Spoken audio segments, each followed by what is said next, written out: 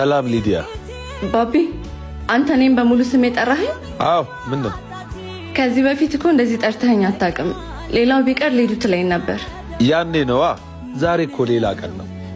እንዴት ነው ግን ጨካኝ ሆንከው ባቢ? አሁን እሱን ተይና ወደ ጉዳይ ልግባበት። ምንድነው እሱ? መጥፎ አይደለም አይደል?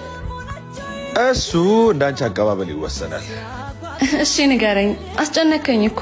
በጣም አሰብኩበት እና እዚህ ጋር ይብቃ። ባቢ አንድ እድል ስጠኝ ብዬሃለሁ እኮ። አውቃለሁ አስከፍቻለሁ፣ ግን አንድ እድል። የይቅርታ ችግር እኮ የለብሽም። ችግሩ አንቺ አትቀየሪ። አሁን ተለውጫለሁ። በጣም ጥሩ። መለወጥሽ አይከፋም፣ ለቀጣዩ ሕይወትሽ ይጠቅምሻል።